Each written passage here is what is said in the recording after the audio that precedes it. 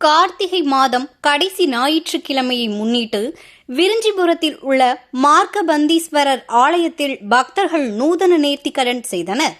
வேலூர் மாவட்டம் விரிஞ்சிபுரத்தில் மார்க்கபந்தீஸ்வரர் ஆலயத்தில் கார்த்திகை மாதம் கடைசி ஞாயிற்றுக்கிழமை முன்னிட்டு கடை ஞாயிறு விழாவானது நடைபெற்றது.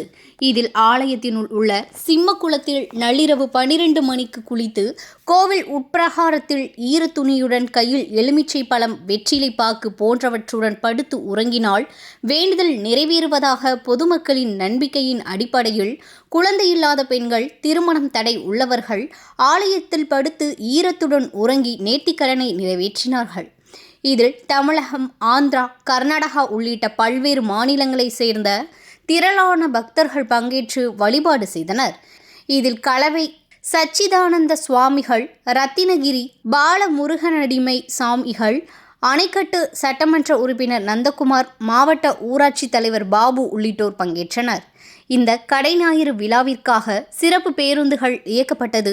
நள்ளிரவில் சிம்மக்குளத்தில் பெண்கள் குளித்து ஈரத்துடன் படுத்து உறங்கி வேண்டுதல் வைக்கும் இந்த நூதன வழிபாடு ஆண்டுதோறும் நடைபெற்று வருகிறது என்பது குறிப்பிடத்தக்கது. பொண்ணுக்கு கல்யாணம் 10 வருஷம் ஆகுது. குழந்தை இல்லைங்கிறதுக்காக கூட்டின்னு வந்தேன்.